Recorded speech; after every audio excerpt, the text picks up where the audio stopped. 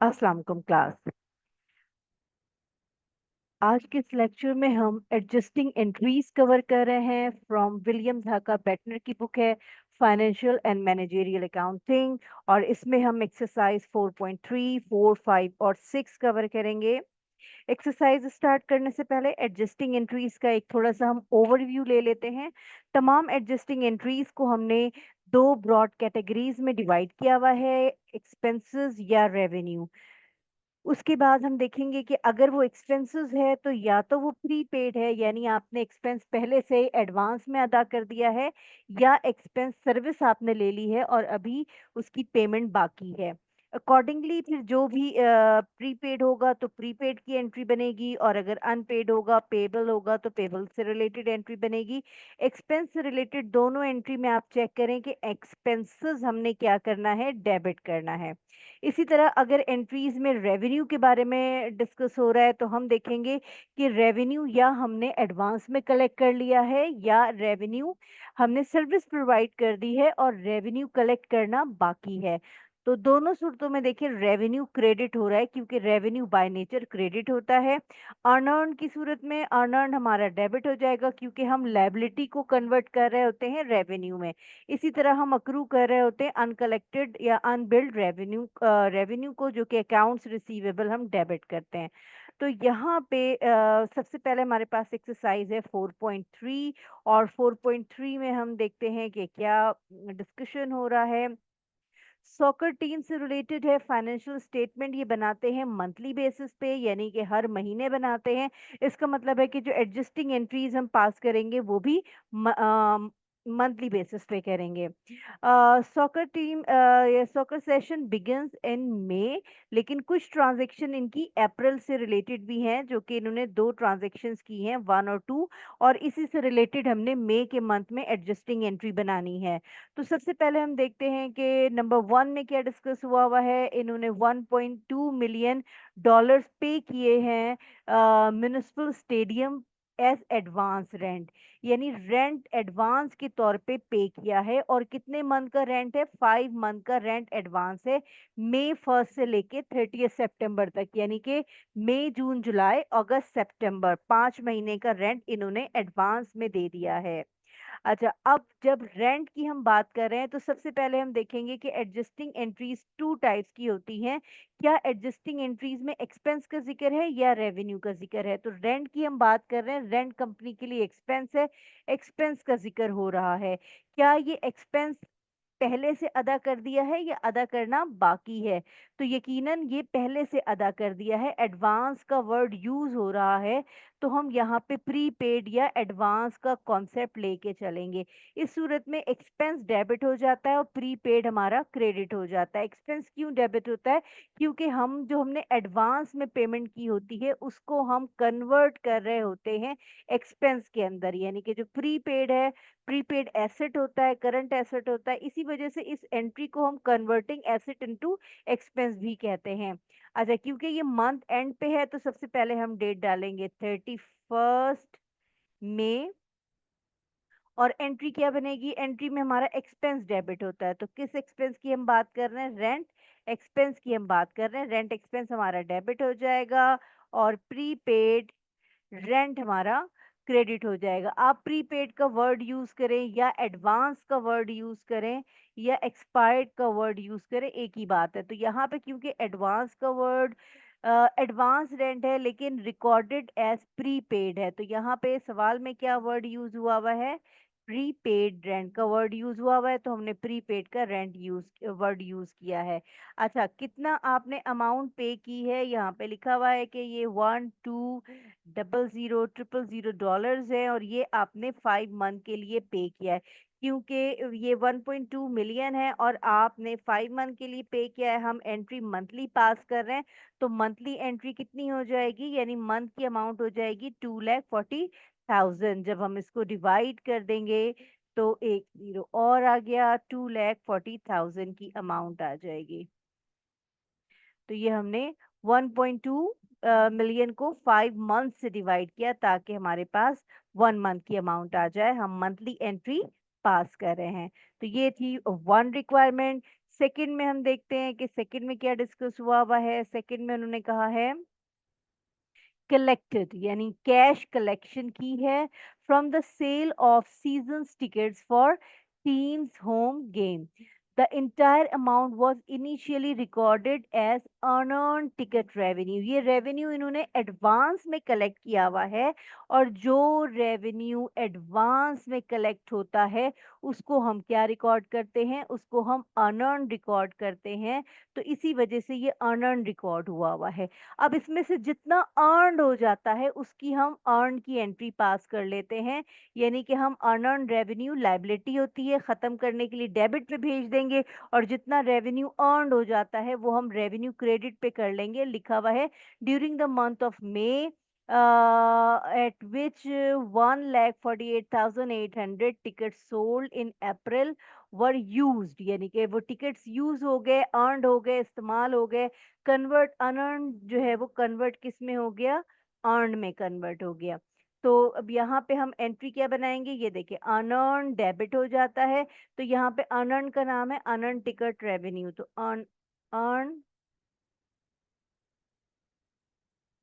Ticket revenue यानी liability हमने खत्म कर दी, और इसको किस में कन्वर्ट कर दिया, टिकट रेवेन्यू अर्न में हमने कन्वर्ट कर दिया। कितनी अमाउंट है, अमाउंट कैलकुलेट करने की जरूरत नहीं है, स्ट्रेट फॉरवर्ड इन्होंने अमाउंट दी हुई है, और जो कि हमारी अर्न हो गई है, कितनी अमाउंट है 1,48,800। तो इसी अमाउंट से हमने एंट्री पास कर दी। 1,48,800 से हमने एंट्री पास की। सो दैट्स इट। दोनों दिन हमने दोनों एंट्रीज बनानी थी, वन और सेकंड की 31 मई को। एक्सरसाइज है 4.4। कार्निवल कॉरपोरेशन की बात हो रही है, ये क्रूज है, और इसमें क्या करते हैं ये, अच्छा इन्होंने सबसे पहले क्या किया है, ब्रोशर्स मार्केटिंग या एडवर्टाइजिंग के लिए पब्लिश करवाए हैं, और तमाम ब्रोशर्स जो पब्लिश करवाए हुए हैं उसको उन्होंने कैसे रिकॉर्ड किया हुआ है, प्रीपेड एडवर्टाइजिंग, यानी कि पहले से ही करवा लिए एक साथ तमाम। तो वो प्रीपेड एडवर्टाइजिंग के नाम पे इन्होंने रिकॉर्ड किया हुआ है, और उसके बाद later charge to advertising expense when they are mailed, और जैसे जैसे वो ब्राउचर्स वो कस्टमर्स को या पोटेंशियल कस्टमर्स को मेल करते जाते हैं, वो किस में कन्वर्ट होते जाते हैं, वो एडवर्टाइजिंग एक्सपेंस में कन्वर्ट हो जाते हैं। तो याद रखिएगा कि हम किसकी बात कर रहे हैं, एडजस्टिंग एंट्रीज में एक्सपेंस की बात कर रहे हैं, और एक्सपेंस क्योंकि हमने प्री पे किया हुआ है, पहले से अदा किया हुआ है, तो प्री पेड एक्सपेंसेस की हम बात कर रहे हैं।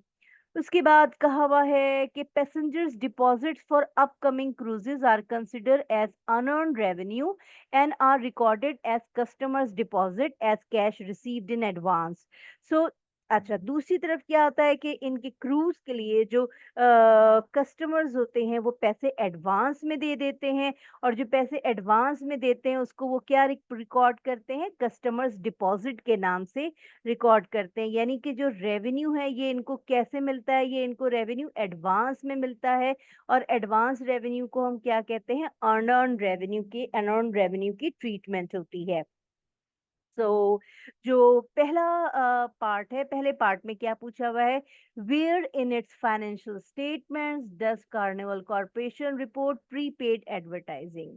प्रीपेड एडवर्टाइजिंग कहाँ पे ये रिपोर्ट करते हैं अपनी फाइनेंशियल, कौन सी फाइनेंशियल स्टेटमेंट में, तो याद रखिएगा प्रीपेड एडवर्टाइजिंग कंपनी के लिए करंट एसेट होता है, और करंट एसेट्स को कंपनी कहाँ रिपोर्ट करती है, बैलेंस शीट के अंदर। इसी तरह इसमें पूछ रहे हैं कि कस्टमर्स डिपॉजिट, तो यहाँ पे कस्टमर्स डिपॉजिट की बात हो रही है। कस्टमर्स कस्टमर डिपॉजिट क्या है, यहाँ पे अर्न अर्न रेवेन्यू है, और अर्न रेवेन्यू कंपनी के लिए करंट लायबिलिटीज होता है, और करंट लायबिलिटी को हम अगेन कहाँ रिकॉर्ड करते हैं, बैलेंस शीट में ही रिकॉर्ड करते हैं। तो ये दोनों चीजें किस फाइनेंशियल स्टेटमेंट में रिकॉर्ड होती हैं, बैलेंस शीट में रिकॉर्ड होती हैं। बी पार्ट में पूछा हुआ है कि prepare the adjusting entry when the brochures costing 18 million dollars are mailed, यानी कि 18 मिलियन डॉलर्स मेल हो गए हैं। तो एंट्री बना दिए हम, डेट का कॉलम बनाते हैं, अकाउंट्स टाइटल्स का कॉलम बनाते हैं, एक कॉलम डेबिट का बनता है और एक कॉलम क्रेडिट का। तो मंथ एंड पे अब यहाँ पे डेट नहीं दी हुई है, अदरवाइज जो भी मंथ एंड डेट होगी वो हम डेट डालेंगे। हमने ऐप रिकॉर्ड किया हुआ था, हमने बात की थी प्रीपेड एडवर्टाइजिंग की, तो अब ये किस में कन्वर्ट हो रहा है? एडवर्टाइजिंग एक्सपेंस में कन्वर्ट हो रहा है, एक्सपेंस में। और ये हम क्या करेंगे, प्रीपेड एडवर्टाइजिंग को हम कम कर देंगे। कितनी अमाउंट से? उसने अमाउंट भी दे दी है 18 मिलियन। तो यहाँ पे भी हम क्या ले लेंगे, 18 डॉलर, 18 मिलियन। तो 18 मिलियन से हमने एंट्री पास कर दी पहली। उसके बाद इन्होंने सी पार्ट में बोला हुआ है, in its most recent annual reports Carnival Corporation reported customer deposit in excess of 2.5 billion. Adjusting entry बनानी है, in the following year as 90 million of this amount is earned. अब ये अमाउंट क्या हो गई है, अर्न हो गई है। तो हम एंट्री कौन सी बनाएंगे, दिस वन, रेवेन्यू की अर्न, अर्न की एंट्री। जो अमाउंट अर्नड हो जाती है, तो अनअर्नड क्योंकि लाइबिलिटी है उसको हम खत्म कर देते हैं, उसको हम डेबिट पे भेजते हैं। और क्रेडिट पे हम क्या लिख देते हैं, क्रेडिट पे हम रेवेन्यू रिकॉग्नाइज कर लेते हैं, क्रेडिट कर देते हैं दिस वन। ये देखिए अनअर्न डेबिट हो रहा है। तो यहाँ पे जो कस्टमर कस्टमर कस्टमर डिपॉजिट है वो अर्नड रेवेन्यू है, तो अर्नड रेवेन्यू डेबिट हो जाएगा। और रेवेन्यू हमारा जो यहाँ पे हमने इसका नाम रखा हुआ था, अम, आप कह लें टिकट रेवेन्यू है, तो हम यहाँ पे टिकट रेवेन्यू अर्न का वर्ड यूज कर लें या कर लें, 90 मिलियन का अर्न हो गया है, तो यहाँ पे हम लिखेंगे डॉलर 90 और मिलियन। तो 90 मिलियन से हमने ये एंट्री पास की, क्योंकि 90 मिलियन का रेवेन्यू क्या हो गया है, अर्न हो गया है। और कस्टमर डिपॉजिट हमने क्यों लिखा हुआ है, क्योंकि यहाँ पे उसने लिखा हुआ है कि अर्न रेवेन्यू को वो कस्टमर डिपॉजिट रिकॉर्ड करता है। कस्टमर तो हमने यहाँ पे कस्टमर डिपॉजिट या फिर हम अर्न रेवेन्यू भी लिख सकते हैं, दोनों अलाउड है। अर्न रेवेन्यू भी हम लिख सकते हैं। उसके बाद डी पार्ट में उसने पूछा हुआ है, consider the entire adjusting process at Carnival Corporation. Which adjusting entry do you think result in the most significant expense reported in the company's statement? अब ये बहुत सारे एक्सपेंसेस हैं जो कि रिकॉर्ड किए जा सकते हैं, जो कि इम्पोर्टेंट होते हैं income statement point of view से। लेकिन अब ये क्रूज से रिलेटेड है, तो आप कह लें कि depreciation of the fixed asset या क्रूज से रिलेटेड उसका जो डिप्रिसिएशन है, एक वो one of the very important expense है जो कि इनकम स्टेटमेंट्स में सिग्निफिकेंटली इम्पेक्ट कर सकता है। तो मेरे पॉइंट ऑफ व्यू से income depreciation expense is one of the very important expense. So ये 4.4 था। 4.5 देखते हैं, 4.5 में क्या डिस्कस हो रहा है। 4.5 में कहते हैं कंपनी का नाम है जियोलॉजिकल कंसल्टिंग फर्म है, इनके 3 ऑनर हैं, Gilbert, Marsh and castor. Prepare adjusting entry on a monthly basis, तो मंथली बेसिस पे एडजस्टिंग एंट्री बनाते हैं। और कुछ एडजस्टिंग डेटा जो दिया हुआ है उन्होंने December 31st 2011 का दिया हुआ है। The company has outstanding 50,000 9% 2 years note payable, और इन्होंने ये नोट पेबल इनकी लॉन्ग टर्म लाइबिलिटी है। इशू कब किया था, 1 जुलाई को। नोट पेबल लाइबिलिटी है, 1 जुलाई को इन्होंने इशू किया था 2010 को। पेमेंट जो है वो 50,000 तमाम, और ये सारी 2 इयर्स में इनकी ड्यू है। 30 जून 2012 की बात हो रही है, जब 2 साल हो जाएंगे। उसके बाद दूसरी एंट्री है, कंसल्टेंसी सर्विस इन्होंने प्रोवाइड की है, और $100 पर डे के हिसाब से, लेकिन इन्होंने अभी तक वो बिल नहीं किया है, अनबिल्ड है। 10 डेज की सर्विसेज स्टिल अनबिल्ड है। पहली रिक्वायरमेंट अगर हम देखें तो पहली रिक्वायरमेंट है प्रिपेयर 2 एडजस्टिंग एंट्रीज। एक फर्स्ट ये है और एक सेकेंड है, ये दोनों एडजस्टिंग एंट्री बनानी है। तो हम पहली एडजस्टिंग एंट्री बनाते हैं पार्ट ए की।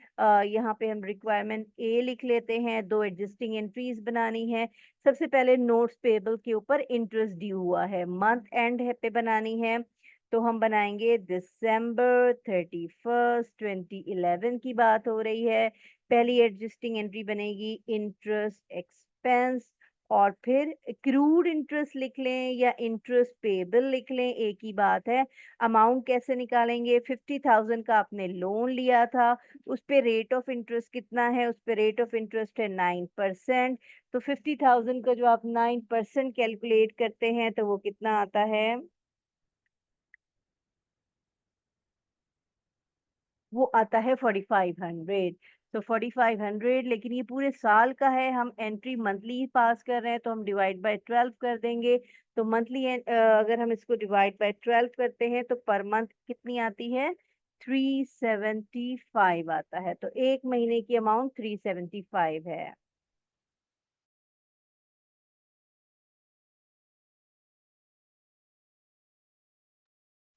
तो एंट्री की जो अमाउंट है वो आपकी आएगी 1 मंथ की। 1 मंथ, क्योंकि आपने 1 मंथ की एंट्री पास करनी है। इसमें लिखा हुआ है कि एंट्रीज मंथली पास होती हैं, तो प्रीवियस मंथ की एंट्री पास हो चुकी है, सिर्फ करंट मंथ की एंट्री पास करना है। 375 से हम एंट्री पास कर देंगे, $375। ये 1 मंथ की अमाउंट है। तो हमने दोनों ट्रांजेक्शन पास करनी है। दूसरी ट्रांजेक्शन जिसमें बात किया था कि अनबिल्ड है, यानी कि अमाउंट अभी रिसीव नहीं हुई है, अनबिल्ड या अनकलेक्टेड रेवेन्यू है, आप ये देख लें। इसमें अकाउंट्स रिसीवेबल डेबिट हो जाता है, दिस वन। सो अनकलेक्टेड है, अभी कलेक्ट होना बाकी है, अमाउंट मिलना बाकी है, इस वजह से अकाउंट्स रिसीवेबल हम डेबिट कर देंगे और रेवेन्यू क्रेडिट कर देंगे। डेट हमारी वही होगी, 31 दिसंबर 2011। इसको हम बल्कि इस तरह लिख लेते हैं, December 31, 2011। और एंट्री जो हमारी होगी, अकाउंट्स रिसीवेबल्स डेबिट हो जाएगा। और रेवेन्यू हमारा कौन सा रेवेन्यू है? यहाँ पे कंसल्टिंग रेवेन्यू अर्नड है, तो हम यहाँ पे रख लेंगे कंसल्टिंग रेवेन्यू अर्नड हमारा क्रेडिट हो जाएगा। कैसे? 1000 पर डे है, तो यहाँ पे हम लिख लेंगे $1000, और इसको हम मल्टीप्लाई कर देंगे 10 डेज के हिसाब से। तो 1000 मल्टीप्लाई बाय 10 डेज, तो ये 10 डेज हो जाएंगे। वन 1000 10 डेज मल्टीप्लाई करेंगे तो कितना आ जाएगा? 10,000। तो हमारी एंट्री ये किससे पास होगी? ये एंट्री पास होगी 10,000 से।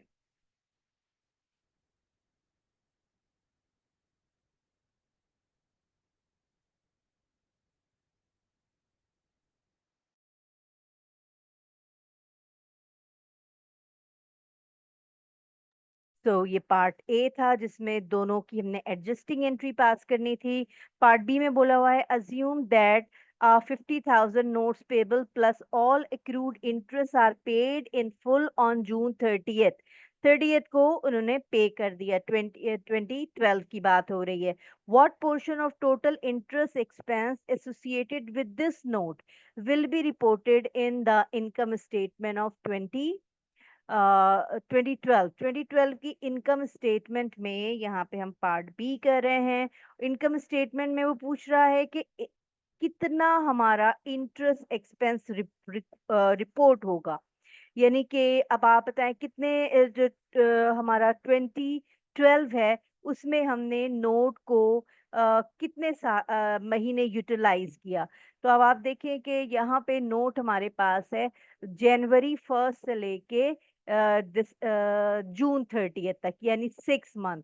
तो इंटरेस्ट निकालने का वही तरीका है, 50,000, इसको हम मल्टीप्लाई कर देंगे 9% से, तो हमारे पास पूरे साल का इंटरेस्ट आ जाएगा जो कि 4,500 है। इसको हम 12 से डिवाइड कर देंगे तो हमारे पास 1 मंथ का आ जाएगा 375। और हमने 2012 में कितने महीने यूज किया है? जनवरी, फरवरी, मार्च, अप्रैल, मई, जून, यानी कि ये देखिए 30 जून लिखा हुआ है, यानी कि 6 मंथ की हम बात कर रहे हैं। तो 6 मंथ का जो इंटरेस्ट आएगा वो हमारा कितना आएगा 6 मंथ का? यहाँ पे हम लिखेंगे $2250। तो ये हमारा 6 मंथ का इंटरेस्ट आ गया। ये हमने ये पार्ट बी में कैलकुलेट करना था। पार्ट सी में उसने पूछा हुआ है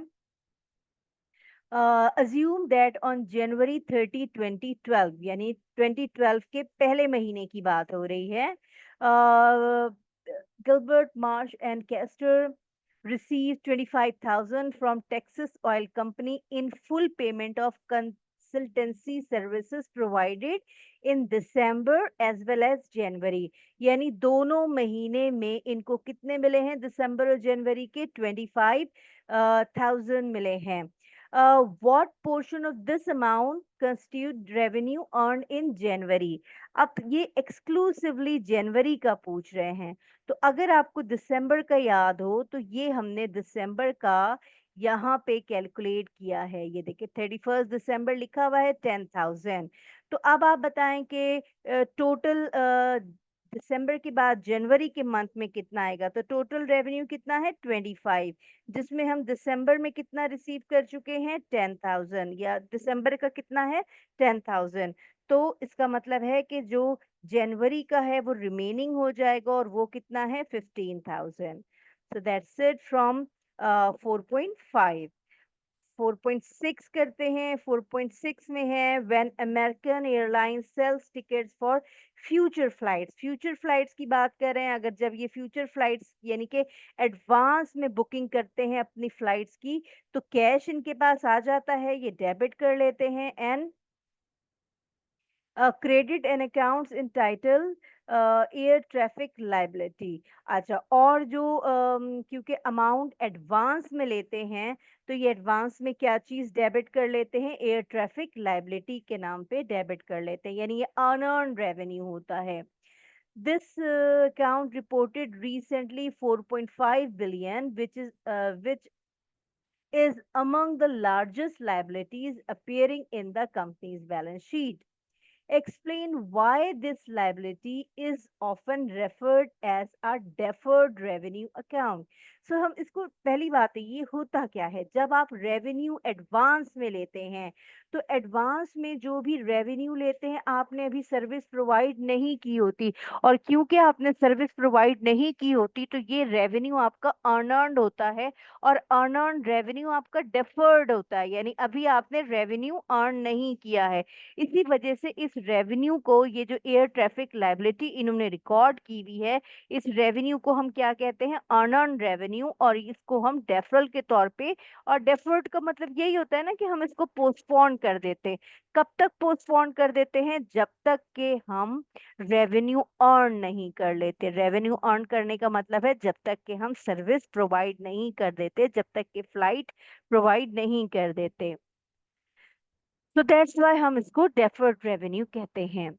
what activity normally reduces this liability? ये यानी कि ये जो डेफर्ड लाइबिलिटी है या डेफर्ड रेवेन्यू है या एयर ट्रैफिक लाइबिलिटी है, इसको क्या चीज इसको कमी कर सकती है? Can you think of any other transaction that would also reduce this account? तो इसको रिड्यूस करने की दो रीजंस हो सकती हैं, दो एक्टिविटीज हो सकती हैं। सबसे पहले वो कस्टमर्स जिन्होंने एडवांस पेमेंट की भी है और जिसकी वजह से अनअर्न्ड रेवेन्यू अकाउंट या एयर ट्रैफिक अकाउंट क्रिएट हुआ है, तो वो फ्लाइट अवेल कर लें, वो फ्लाइट ले लें, वो फ्लाइट पे चले जाएं। तो फिर अनअर्न्ड रेवेन्यू किस में कन्वर्ट हो जाएगा? रेवेन्यू अर्न में कन्वर्ट हो जाएगा, यानी ये एयर ट्रैफिक लाइबिलिटी डिक्रीज हो जाएगी। दूसरी रीजन ये हो सकती है कि वो रिफंड कर लें, वो अपनी फ्लाइट कैंसिल करवा दें और वो ना जाना चाहें, तो ये लायबिलिटी फिर क्या हो जाएगी, अगेन डिक्रीज हो जाएगी और किस में कन्वर्ट हो जाएगी, ये इनको कैश रिफंड करना पड़ेगा। तो ये दो सिचुएशन हो सकती हैं जिसकी वजह से ये एयर ट्रैफिक लायबिलिटी या आप कह लें कि जो अनअर्न रेवेन्यू है वो रिड्यूस हो सकता है। सी पार्ट में उसने पूछा हुआ assume that in a recent flight passengers of airline use ticket that they had purchase in advance for 2 lakh. यानी कि वो तमाम कस्टमर्स जिन्होंने ये एडवांस में परचेज किया था, अब ये क्या हुआ है, उन्होंने वो फ्लाइट ले ली है।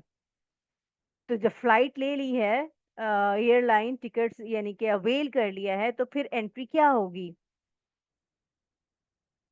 तो हमारे पास कॉलम है एंट्री के, डेबिट क्रेडिट के। एंट्री क्या होगी कि हम लायबिलिटी खत्म कर देंगे। तो लायबिलिटी जब खत्म करते हैं तो हम उसको कहाँ पे रिकॉर्ड करते हैं, डेबिट पे, एयर ट्रैफिक लायबिलिटी।